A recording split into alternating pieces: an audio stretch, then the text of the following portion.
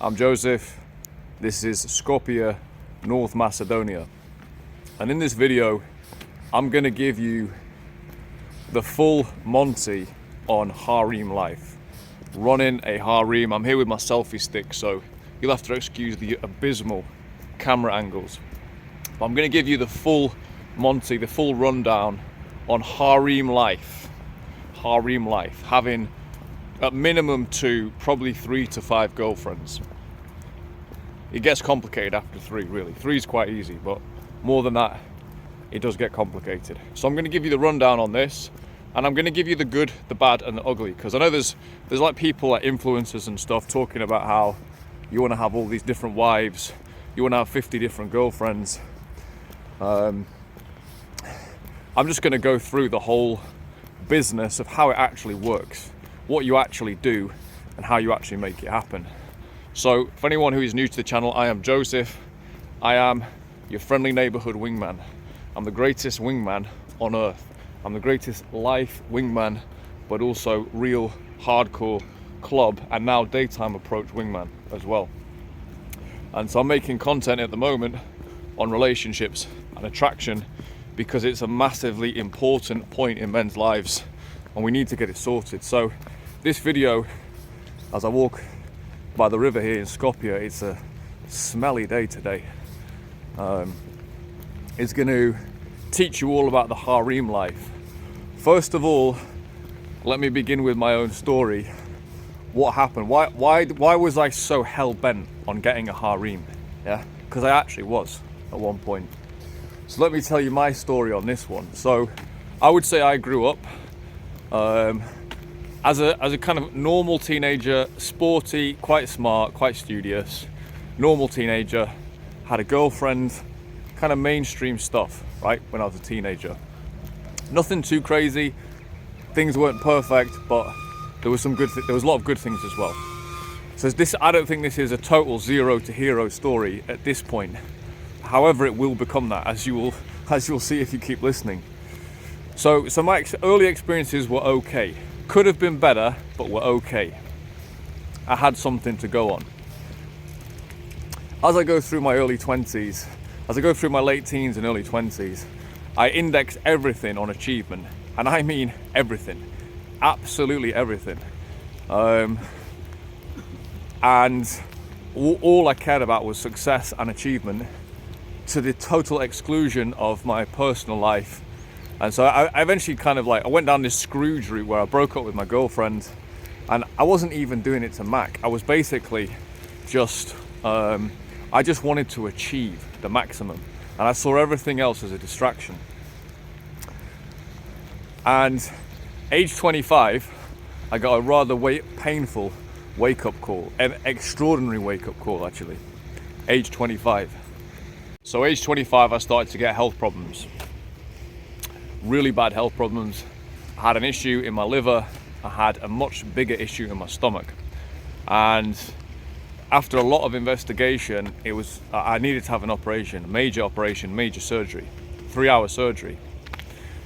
And I'm thinking to myself at this point, fuck, I've kind of done everything I was supposed to do. I don't smoke, I don't drink, I don't do drugs. I go to the gym, I work really hard. I've done everything I'm supposed to do. And yet I'm looking down the barrel at the moment of major health problems. Major health problems. And I always remember the surgeon saying to me, he was an Australian guy, saying to me, you know, Joseph, yeah, theoretically you might be impotent, you know, after this operation. But he said, quite reassuringly, it's never happened, and I'm the best surgeon in the world, which he actually was. Which I went private for the surgery. I found a guy who I'd researched, he was the best guy in the world. And so he gave me that warning. But just to have that warning, really, when you're a 25-year-old man, right? You got testosterone coming out of your ears, and I'd indexed everything away from women, basically, away from socializing. I'd indexed everything on success.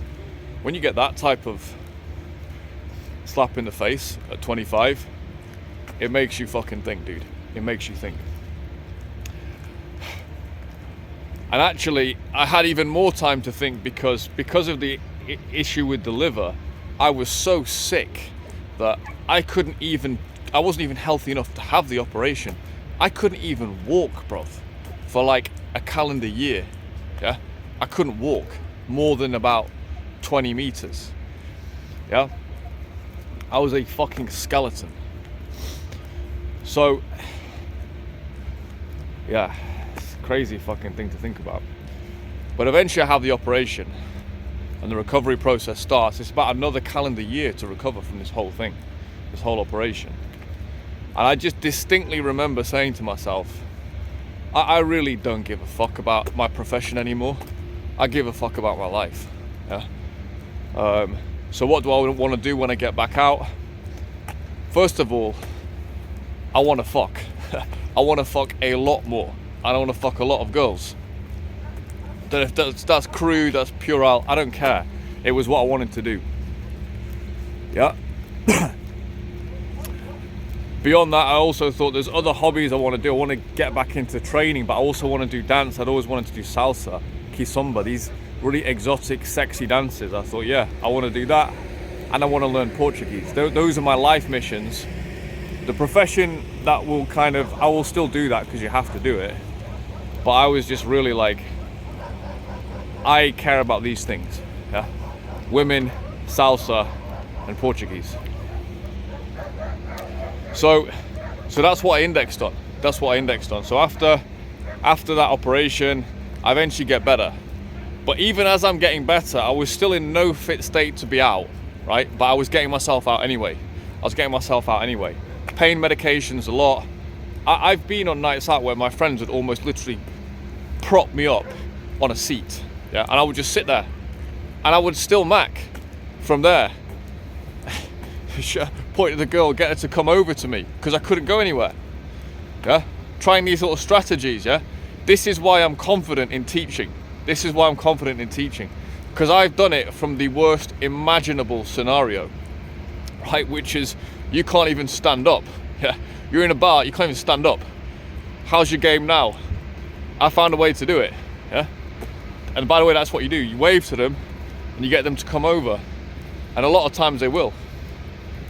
I've got a nice Egyptian girlfriend from that. So I started to get going, I started to get better. And actually the women were part of my recovery. Because the fact I actually was like, I could actually get some pleasure. I could get that healing energy from a woman. Even if I didn't end up being with her. Yeah, even if I didn't, the sex was just almost, I was just like, yeah, you can do the work, yeah, because,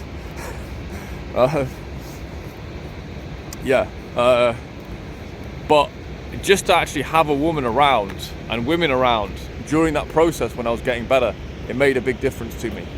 I'm just seeing my posture. I need to get my posture back here. But it made a big difference to me. And eventually, I started to get stronger and stronger. And once I turned a certain corner, I remember where it was. It was at a festival, and I was like, "Can I even make it to this festival? I know I'm a lot better, but can I even walk around and stuff?" It was a street music festival, and I always remember like being out and about, and I would meander from one place to the next, half knackered. And I always remember walking across it was about a kilometre, and because the group I was with, there was some fucking hot girls. It was a fun group. It wasn't just the girls, it was a fun group. And actually, I was with my sister at the time as well. She was out, and I smoked a joint and just walked with this group. And that walk meant more like to me than pretty much any achievement I've had maybe before or since. I was like, right, now I'm back. I know I've got the confidence now. I can just walk a kilometre. Yeah. So this is where I'm coming from, bruv. So we're 10 minutes in. This is the place that I started to build the hareem from, yeah? From a literal electric wheelchair, yeah? And that's not a joke, yeah? It's not a fucking joke. I remember going on one date with a girl where I was like, I had to improvise something. I took a fucking scooter, one of those little scooters, into town because I was still not strong enough to even walk around. Yeah. So there we go. That whole process was about an 18-month process, maybe best part of 2 years. Then I got back to full fitness, and then it was like, all right, now the world is getting it. Yeah. Now I'm back. The world is fucking getting it, and I'm gonna take everything. I'm coming for everything, and I'm gonna take the lot. That was my mentality, basically, with women and salsa and all the fun stuff and the partying. So from 27, I indexed on partying and meeting women. So there you go. So there's my story. If you're still with me, thanks for your attention. I probably rambled a bit long there. It might be a bit self-indulgent. I'm still learning about YouTube, you know, how to tell these stories. But that's my story, and that was my starting point. Now let's actually talk about the hareem, about dating multiple women, about dating 2, 3, 4. I don't know how many I've had as an actual, 3, I've definitely had 3 girlfriends. I'm trying to think back now, have I had more than that? I'm not sure. So be 3 girlfriends and then others coming in and out as well. Okay, this is degeneracy, right? This is actually degeneracy. So yeah, that was a starting point. What I found very simple to begin with, a very simple starting point for me on this was just having 2. You would not believe the abundance you feel when you have 2 girls. I've had it once as 1 girl from Asia, 1 girl from Africa, North Africa, and I felt good that I had 2, to be honest with you. And I kind of genuinely saw both sides of like the coin. Like, this girl's good at this, but she's got these vices. This girl's great with this, but I'm not sure about this. And it was a kind of, you kind of build your perfect girlfriend, right? Kind of build your perfect girlfriend. It's a little bit sad in a way. I'll carry on down here because I don't want the cars to disrupt this. But yeah, it's like, well, if I can't find the one I want, I could find these 2, and together they make up the perfect girl. So that's what I ran to begin with, just 2. That can be achieved very easily, very rapidly, within a few months. And like a few months going slow, to be honest with you.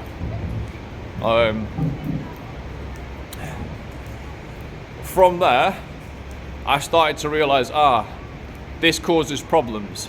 They want more attention. I'm trying to give too much attention to both of them. I'm trying to give this one this much, this one this much, and I'm playing it like each one of them as if they're my exclusive girlfriend. Yeah, it's not a good thing. I shouldn't have done it, but it is what it is. They still probably, in retrospect, they still probably benefited from the experience, in my opinion. But well, I say that I treated them as an exclusive girlfriend, but I never committed. I never said, you're my girlfriend. I actually never did that. So yeah, I always had, in my mind, I always had that get out as well.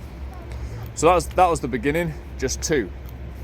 And then from there, I pretty much just constantly had pairs for like a couple of years. Pairs. They would always come in pairs. I remember there was a time when I had 2 Spanish girls, 1 religious, 1 was a complete freak. Yeah, and it was just pair after pair. Yeah, one, there was an Indian girl, and who else was it? I can't even remember because it's kind of a blur. But it was pairs, and that's actually very easy and very manageable. And it's a kind of yin-yang situation. It's kind of yin-yang situation. The good part is obviously the sexual variety. The other good part is the variety in personality. And the other good part as well is you don't simp because you've got 2. And actually I was recruiting more in as well. So I definitely wasn't simping, yeah? So in terms of my own quote unquote frame, I was obviously very solid there. Anything else? What other good things are there? At an older age, now at 39, I realized that all of those experiences, basically I'm getting double the experience with women. So rather than just dating 1 that gives me 1 experience, I'm literally doubling up my experience. And when I had 3, I'm tripling up the experience. And then when I'm bringing others in and out as well on a rotation, I'm getting like 8 times the experience that I would do if I just had 1 girl in everything. So what that gives me It gives me so many angles on sexuality. It gives me so many angles on the variety of, female personalities. I'm so experienced. I'm not doing this life anymore. I'm not doing this life anymore of having multiple girlfriends. But the girl I was with last year, she said to me, man, it's like, sometimes it's like you're psychic. Like you do stuff for me that I want you to do, like, but and you just do it. I don't even ask you. And it's not simpy stuff. It's more like, grab me by the throat. It's more that type of stuff. Or that's obviously a sexual one, but it might be something else where I take a consideration for her because she's with me that maybe another girl in the past has complained about, that I wasn't considerate enough. So I've built so much experience. It's like playing 10 games of chess at once, basically. So those would be the benefits, and I do think there are a lot of benefits to it. What are the downsides? Definitely downsides. Obviously, if the girls catch feelings, which they will, there's going to be heartbreak. You have to deal with that. You have to deal with crying girls, upsetting girls. You're just going to have to handle that. You're going to have to get used to that. What else is time? It's a time drain. There may be other things I could have done that would be a bit more productive, arguably, but it is a time drain. Anything else? STDs, obviously. If you have an unprotected sex, at some point you're going to catch one. That's just a given.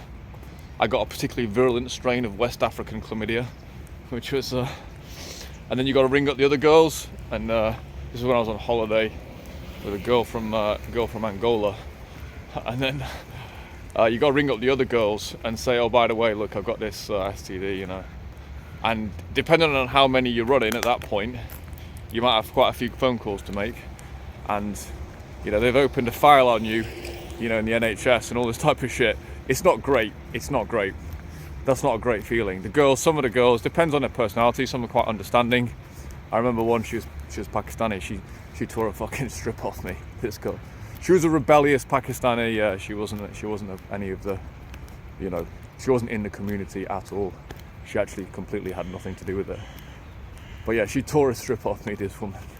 Yeah, she was fucking fit as well. Fit little creature. And actually, I learned something from her, actually, just as a quick side tangent.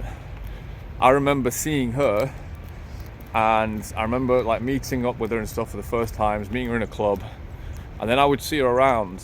I would see her on a midweek night, on a midweek salsa night. She started to go to salsa, which I already went to. And I would see her on a date with a guy who was all like nicely dressed, nice shirt on, everything was all nice. And I'd see her with him. And I'd know that, like, for example, the Friday before, she was at mine. Yeah. And we wouldn't even speak really. Or she'd be in town and she'd just message me. And then she'd just drive up. So, and like, she just wanted the treatment, basically. And that was an interesting learning curve. It's like, she's out here, little Miss Goody Two Shoes. Yeah, I was literally just like BDSMing this girl a few days ago. Yeah, the guy must have obviously had no idea, obviously. So it's a weird, that's a weird thing. And that still fucks with me a little bit, just to think about that, because obviously that would have happened to me as well. I would have been that guy. I know I have been in some cases. But it's a weird thing to think about, how secretive these women are. This girl was a professional as well.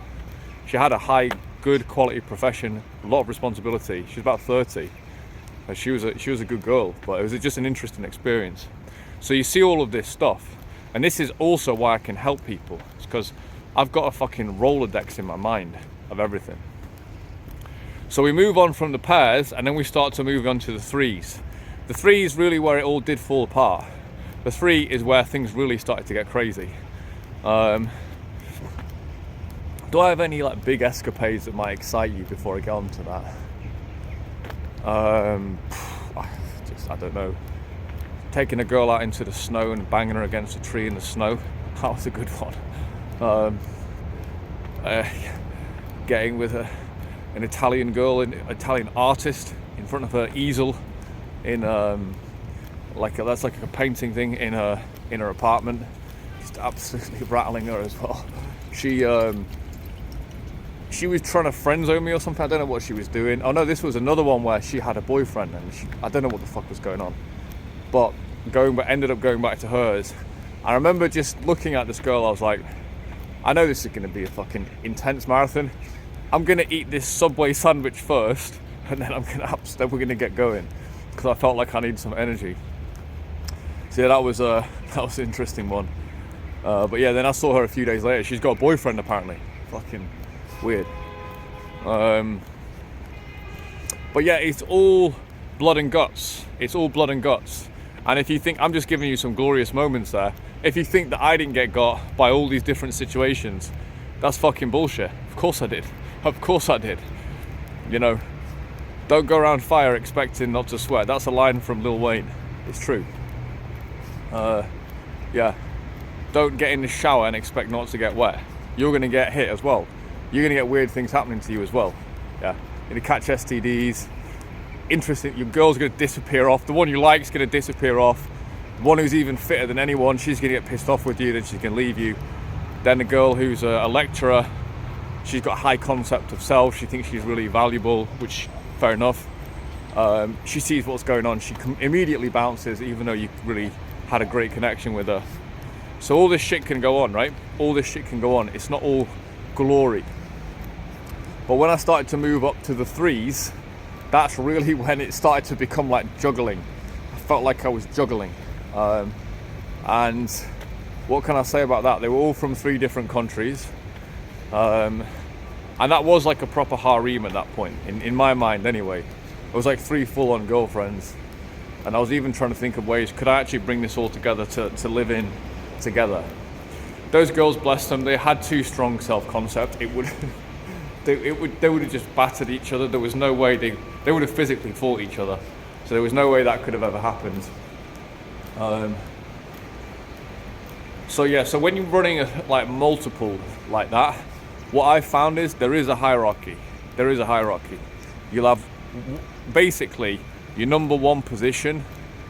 That's your number 1.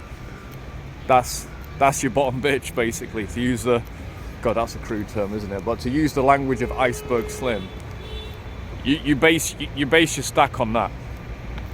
And actually, in retrospect, whenever things blew up, it was because, completely on my own fault, I allowed that position number 1 to become open for grabs, to become up for grabs. Yeah, you shouldn't do that. Your position number 1, you make a decision on this. You go, okay, this is my number 1. Maybe I have a number 2 and a number 3, but they are clearly down in the ranking, right? And they should know about number 1. And then external rotators, they're irrelevant, really. You just have it. Obviously, you treat them well. I am not an advocate of like degrading, like maybe in the bedroom, but in other areas, I'm not an advocate of degrading women and all that type of thing. No, you treat them well. You know, they're giving you a great experience. You're giving them a great experience. You treat them all well, but in terms of their importance in your life, they don't have any. They don't have any. The orbiters. So, number 1, you make your decision. If you're going to change her, that needs to be a considered decision. It needs to be taken exactly the same seriousness as you would if you're having just a normal breakup. Yeah. So that's how I would. Say that is a kind of rule book, to be honest with you. This is. I say it's how That's how it's done. That is how it's done. And if you look at all the this is how like G's do it as well. You have wifey, then you have your bitch, and then you have hoes. That's how it is. That's kind of how it is. You have your wifey, you have your bitch, and then you have your hoes. 1, 2, and then X, Y, Z. That's just kind of how it actually works. I actually think as well, women to some extent, this is in them, or it's in a lot of them, to kind of accept this. It kind of is. They don't mind. If they're getting a good experience and you're treating them pretty well, but not too well, but pretty well, and the overall experience is good, I think they're fine with it. It's unstable long term, but they are definitely fine with it. It's a bit of an adventure. It's fine. And also, by the way, you don't have a fucking clue what they're doing on the side as well. You don't have a fucking clue, dude. You don't have a fucking clue. So sometimes, your number 5, yeah, she's getting shagged by someone else. She's your number 5. Number 1 shouldn't be. Number 1 shouldn't be. She should belong to you. So yeah, so that's kind of the setup. Any other negatives? Yeah, I mean, there's endless negatives, bro. There's endless negatives. They're almost too many to enumerate, but you're in a club, one's there, and then you're talking to some other girl, one starts to get pissed off, you know, whatever. She comes over to you, she confronts you in the middle of this fucking nightclub. You know, that type of shit happened to me. I swear to God, it happened to me on an almost weekly basis. Well, honestly, complete car crash after car crash, relentless car crashes. Yeah? Some of the girls love it though. A lot of the girls love it. They just can't believe you're so arrogant, you're actually doing this. They can't believe it. I've had scenarios where I've been in a shop, in a sandwich shop, and 2 of my girls, I don't know how the fuck this happened. 2 of them came to the sandwich shop at the same time. Oh no, I was with one and then another one came. But it was a sandwich shop. It wasn't like I was in a club where it's kind of par for the course. So yeah, so there's all my degeneracy. And what I will say is, if you're a guy who's coming into the world of women, and you've not had much success, or you've had limited success, or maybe you have had success but you just want to reboot yourself, I wouldn't glorify this. You heard my preamble, why I was so absolutely hell-bent on fucking when I got better. Yeah. Because I'd literally, in my prime years of youth, I'd literally forgone sex, essentially, to be honest. I had like a few episodes, but I literally, like a monk, pushed myself away from 21 to 25. I'd try and improve my sort of approach and stuff like that, you know, in clubs. Every year, that's something I've always done. I've tried to improve every year. But in terms of anything long-term, like more, you know, like having good sexual episodes and stuff like that long-term, those years were just completely devoted to my work. Here we go, we've got a Macedonian galleon here. There we go. I think this is probably about the place I think we'll finish. So yes, this is North Macedonia. Yeah, but it was a big thing for me to do, to just like to have that release basically, and to actually go out and go, well, I've fucking lived. I'm 39 years old now. Everything I've done on the front of relationships and so on, I'm kind of just like, yeah, I can do more. I don't really have the hunger to be honest though. I'm just like, my hunger is sated, you know, because you realize it's sated and it's never going to be sated. There's always going to be another beauty on the horizon. So I've kind of become at peace with that now. I think I've turned over enough stones. So yeah, my name is Joseph. This is Organic Attraction. I am the Uber wingman. I'm actually going to hold myself. I was thinking, what's my identity? I will say this. In clubs, I've had many friends say to me, you're a literal Superman of a wingman. Yeah, because I actually enjoy other people succeeding and getting their girl and stuff. I'm like, yeah, I can get one, but I want my friends to as well. But most guys don't. Most guys are completely selfish. They don't even think about their friends getting laid. I actually do. I've got multiple friends I've been with, have had long-term relationships from girls or groups that I've opened. And even one guy from a night that I used to run, he got all his girlfriends from there. So I am the Uber wingman. Like, I can say that for certain. My own approach is solid as well. There's going to be some infield footage coming of me doing some approaching. That'll be in March coming through. For the time being, if you find this story interesting, if you can relate to it in any way, or if you think I'm just a complete fucking maniac, that's fine. If you've got any tips on my storytelling, if you think I need to be more brief, more focused, I get it. I do go a little bit all over the place, but that's my account on, yeah, hareem life, basically. Hareem life. I am essentially just a normal guy, to be honest, who just applies himself like a complete maniac. So this is very achievable for anyone. It's very achievable for anyone. One of the guys who taught me how to do this was a fat fuck. He was fat as fuck. I think he's dead now from diabetes. Yeah, he was fat as fuck. And it's a weird world when you start running with guys who all got like crews of bitches, basically. They've all got hareems. It's a weird thing because you see each guy does it in a different way. Yeah, of my 4 wings, 3 of them were living this life. one of them exactly the same style as me. Another one, he was just on a different level. I'd never seen anything like this guy, really. So yeah, he was running it. He was running it in a very interesting way. So it's one of those things. It's either normal. No, sorry. It's either completely off the map. It's like, what? You can do that? Which is what I used to think when I was like a teenager. I couldn't even imagine having more than one girl ever. To like being 28, 29, 30, 33, 32. Oh, this is just what I do. This is normal. That's what all my friends do. This is normal. This is what we're doing. We're running harems. Yeah, crazy fucking world. But yeah, harem life is now over for me at this point. I'm not on an ongoing basis. I can't be bothered with the problems. Basically, I can't be bothered with the problems. If you think you're gonna have multiple children with multiple women, that's some ghetto shit, in my opinion. That's not befitting of a. It's just not befitting, in my opinion. So, yeah, I'm moving on from this phase. Doesn't mean I'm like a simp or anything like that, but I'm moving on from this phase. So, I'll leave you there. Spanish galleon, Macedonian galleon in the background. Peace, love, Josefsky.